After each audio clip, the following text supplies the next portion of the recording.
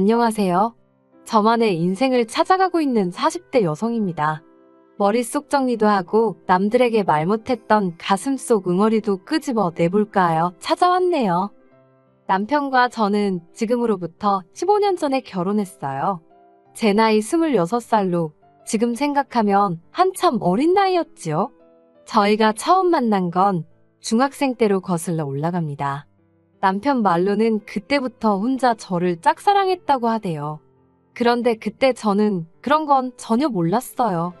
남편이 자긴 안 쓴다며 저에게 인형이라던가 좋은 볼펜이라던가 싫다고 해도 쥐어주던 기억이 남아있긴 한데 그게 남편은 나름대로 저에게 좋아하는 마음을 표현하는 행동이었다는 걸 나중에서야 알게 되었지요. 이후로 남편은 남고로 저는 여고로 진학을 했어요. 그런데 남편이 고등학교에 진학한 이후로도 종종 저를 만나자고 불러내거나 뜬금없이 편지를 보내온다던가 하면서 서로 간의 연락은 끊어지지 않았네요. 그러다 20살의 봄, 대학생이 된 남편이 저에게 여자친구가 되어달라며 정식으로 데이트 신청을 해왔습니다. 저는 대학을 포기하고 작은 사무실에서 사회생활을 시작한 상황이었지요. 남편과 저 두 사람의 연애만 놓고 보자면 하루하루 즐겁고 행복했어요.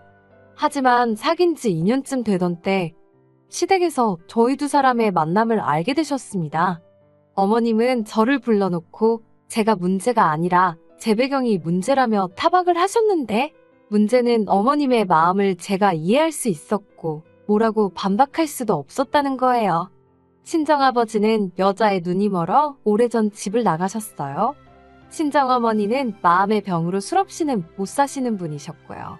그리고 남편과 저는 학창시절을 같이 보냈다 보니 어머님은 이런 제 가정사를 다 알고 계셨네요. 자존심도 상했고 동시에 제가 바꿀 수 있는 게 하나도 없는 상황이었던 만큼 너무 답답했어요. 그리고 한편으론 왜 이런 소리까지 들어가며 남편과 만나야 하나 싶기도 하대요. 남편이 저에게 분에 넘치는 사람 같기도 하고 그래서 결국 남편에게 헤어지자고 했습니다. 일부러 남편 입대가 며칠 남지 않았던 시점에 이야기했어요. 군대에 가서 저 같은 건 싹 다 잊고 오라고요. 하지만 이게 웬걸 오히려 역효과가 나고 말았습니다. 남편이 어머님 아버님 떨어보라며 저랑 헤어질 바엔 차라리 이 세상을 하직하겠다고 편지를 써놓고 한강다리에 갔거든요. 어머님 아버님이 제가 사는 곳에 찾아와서는 빨리 같이 가달라 하시는데 두 분 다 얼굴이 정말 하얗게 질려 있었어요. 그게 지금도 기억에 생생합니다. 결국 우여곡절 끝에 저희는 다시 만나게 되었습니다. 그때부터는 어머님 아버님도 저희한테 만나라 어째라 그런 소리를 일절 안 하시대요. 그리고 저희는 이후로 아무 문제 없이 꼬박 6년의 연애를 하고 결혼 이야기까지 나오기 시작했지요. 그런데 이 이야기가 어머님 아버님 귀에도 금세 들어갔더라고요. 어머님이 저를 부르시더니 정말로 결혼할 거냐고 물으셨어요. 그리고는 당신은 솔직히 저희가 이렇게 오래 만날 줄 몰랐고 저를 며느리로 드릴 생각도 해본 적이 없답니다. 하지만 남편이 저 아니면 안 된다고 하니 어쩌겠냐면서 대신 당신도 조건이 하나 있다 하시대요. 그리고는 당시 제가 다니고 있던 회사를 관두고 어머님 아버님이 운영하시는 공장에서 일을 하라셨지요. 당신 집안 사람이 되는 거니 당연한 거 아니냐 하시는데 솔직히 당황스럽더군요. 그도 그럴 것이 저에게는 회사를 그만둘 수 없는 이유가 있었으니까요. 제가 다니던 회사는 직원 수는 10명 남짓으로 규모는 무척 작았지만 사장님이 참으로 좋은 분이셨어요.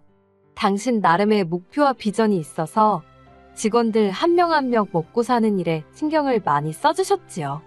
특히 근속 10년차 직원에게는 대학을 갈 수 있는 기회를 주셨는데 대학에 간다는 건 저에겐 간절한 꿈이기도 했거든요.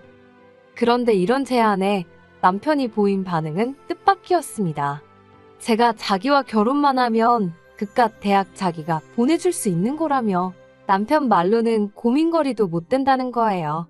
일단 식부터 올리고 같이 살면서 자리만 잡으면 대학이야 언제든지 제가 원할 때 갈 수 있다면서요. 그리고 저는 어리석게도 그 말을 믿었습니다. 오랫동안 저에게 한결같은 사랑을 보여준 남편이 하는 말이었으니 꼭 지켜줄 거라 생각했지요. 그래서 회사에도 사정을 이야기하고 퇴사를 하게 되었습니다. 어머님 아버님이 운영하셨던 공장은 직원 수 5으로 국수와 떡을 만드는 곳이었어요. 규모가 크지도 않았고 체계가 제대로 잡혀있지 않아서 공장 분위기가 무척 어수선했던 게 지금도 기억이 나요. 게다가 저로서는 공장 일이 익숙치가 않아서 하루하루가 고되더군요.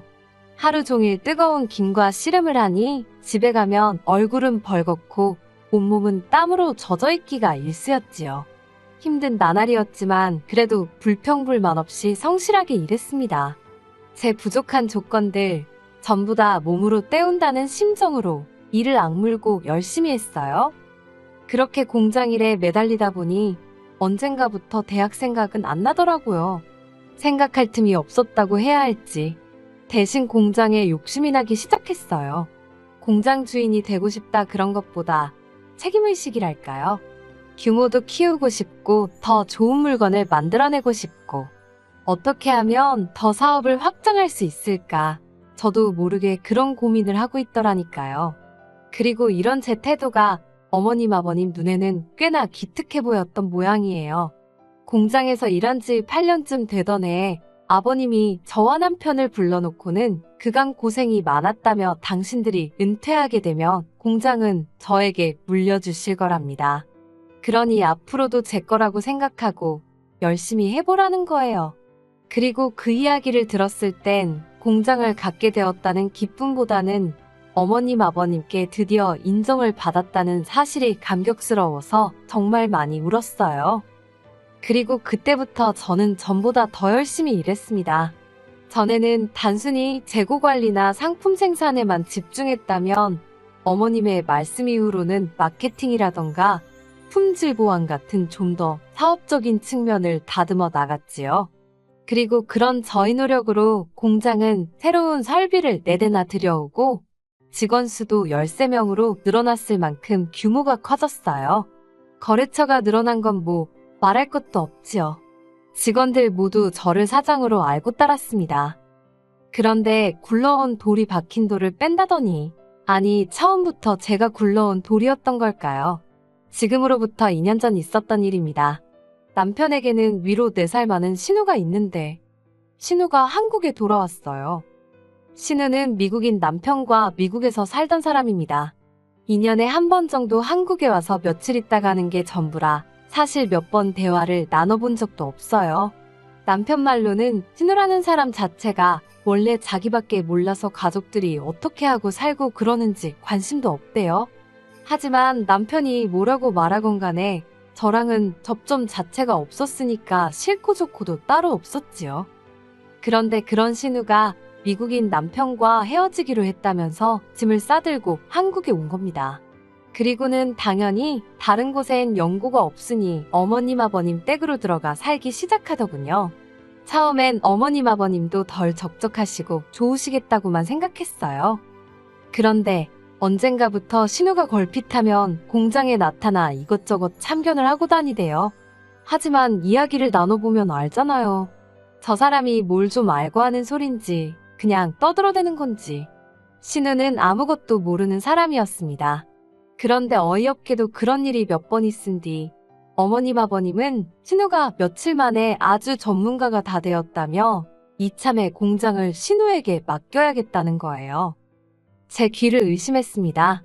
10년 넘게 제가 도맡아 해왔고 저에게 주신다고 하셔놓고는 하루아침에 손바닥 뒤집듯 다른 말을 하시다니 믿을 수가 없었지요. 제가 어머님께 진심이시냐고 물었어요. 그러자 어머님이 제 손을 꼭 잡으시며 하시는 말씀이 신우는 당신에게 하나뿐인 딸이랍니다. 그런 신우가 공장을 자기가 하겠다고 하는데 당신이 어떻게 거절을 할 수 있냐는 거예요. 그러면서 저더러 나쁘게만 생각하지 말고 이참에 신우를 잘 도와주래요. 슬프게도 어머님 말씀을 반박할 수가 없더군요. 공장은 여전히 어머님 아버님의 재산이었고 그분들이 자기들 재산을 누굴 주건 간에 저에게는 그걸 따져 물을 권리가 없었으니까요. 그래서 고민 끝에 저는 어머님께 공장을 그만두겠다고 말씀드렸습니다. 그리고는 그동안 제 공장이 될 거라는 이유로 이리저리 미지급하신 월급 전액과 퇴직금을 정산해달라 했어요. 대략 2억이 넘는 큰 액수였지요. 그리고 그때부터 어머님께서 저더러 제정신이냐? 2억이 네 집 개 이름이냐고 절대 못 준다고 아주 난리가 났습니다. 그러면서 5천만 원 줄 테니 그 돈으로 늦었지만 대학교나 가랍니다. 저더러 대학교에 가고 싶어서 환장해 있지 않았었냐고 이제라도 가라대요. 제 꽃 같은 30대를 전부 공장에 갈아 넣었는데 막말로 저를 어르고 달래셔도 부족한 판국에 5천 먹고 떨어지란 소리로밖에 안 들리대요. 그래서 법대로 하자고 했습니다. 2주를 기다렸는데도 가타부타 이런 방구 말씀이 없으셨기에 노동청에 신고를 했습니다. 여기에선 예전에 일하던 회사 사장님의 도움을 많이 받았어요. 회사를 나온 후에도 안부는 주고받으며 살았는데 막상 이런 문제가 닥치니까 도움을 구할 곳이 그분밖에 떠오르지 않더라고요. 그래서 염치불구하고 전후 사정을 설명하니 아는 노무사분을 소개해 주셨지요. 그리고 그때부터는 어머님 아버님이 하루가 멀다 하고 죽는 소리를 하시대요. 그래도 들은 척도 안 했습니다. 이 과정에서 남편과도 많이 다퉜어요. 남편은 저를 이해하면서도 어머님 아버님 일이니 이러지도 저러지도 못하는 게 눈에 보였달까요. 하지만 결국 저는 2억 2,500이라는 돈을 받아냈습니다. 남편 말로는 공장을 담보로 대출을 받아 주신 거라면서. 그런데 그때 남편이 저더러 지독하답니다. 그렇게까지 해야 되겠냐고요. 그런데 그 말이 제 가슴에 비수처럼 꽂히대요. 대학 보내준다는 말에 홀라당 넘어간 저도 잘못이었지만 생각해보면 그럴 능력도 안 되면서 공장 일이 얼마나 힘들고 열악한지 알았으면서 그런데도 나한테 회사를 관두고 결혼하자고 한 남편이 제일 나쁜 X처럼 보였거든요. 그래서 그래 나는 지독한 X라고 이참에 한몫 단단히 땡겨야겠다고 하면서 이혼하자 했습니다. 어머님 아버님하고도 한번 싸워봤는데 너하고는 못 싸우겠냐고요. 그렇게 저는 불과 몇 달 만에 가족이라고 믿었던 사람들과 전부등을 돌리게 되었습니다. 후회는 없었어요. 오히려 이렇게 될 줄 알았다면 처음부터 시작하지 말았어야 했다는 후회만 했지요. 저는 남편과의 이혼 과정에서 받은 아파트를 세를 놓았어요. 그리고는 있는 돈 없는 돈 전부 다 끌어모아서 대출까지 받아서 어머님 아버님 공장에서 멀지 않은 곳에 제 공장을 차렸습니다. 처음부터 이 생각으로 관두겠다고 하고 나온 거였어요. 계획도 없이 움직일 순 없잖아요. 그리고 제가 공장을 차렸다는 소문이 돌자 원래 어머님 아버님 공장에서 일하던 대부분의 직원들이 저에게 연락을 해왔습니다. 너무 감사한 일이었지요.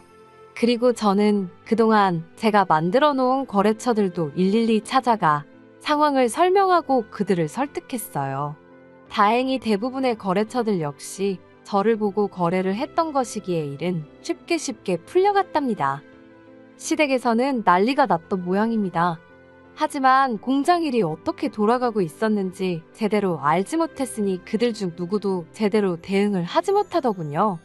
그래서인지 고작 한다는 일이라곤 제 공장에 쫓아와 상도도 모르는 X, 산업 스파이 같은 X이라고 욕을 해댈 뿐이었어요. 물론 이런 욕을 듣고 제가 가만히 있을 이유가 없었기에 명예훼손과 영업방해 등으로 계속해서 대응해줬습니다. 그러자 남편이 나서서는 그동안 정도 없냐면서 저더러 적당히 하라는 거예요. 아주 자기 집안을 망하게 해야 직성이 풀리겠냐면서. 그래서 제가 그걸로 되겠냐고 했습니다. 니네 부모는 나를 무슨 머슴 부리듯 단물만 다 빼먹었는데 그깟 집안 하나 망하게 하는 걸로 내 화가 풀릴 것 같냐 했지요. 그리고는 들려오는 소문이 어머님 공장이 위기라 하대요. 제 퇴직금이 다 뭐다 해서 대출받았지. 거래처 70% 이상이 떨어져 나갔지. 아마 어디서부터 어떻게 손을 대야 할지도 몰랐을 거예요. 그러니 오죽하면 신우가 저를 찾아와서는 한 번만 살려달라 소리를 했을까요?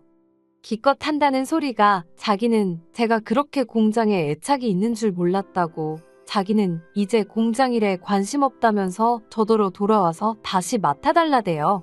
어머님 아버님 사시던 아파트까지 담보 잡아서 대출받았다고.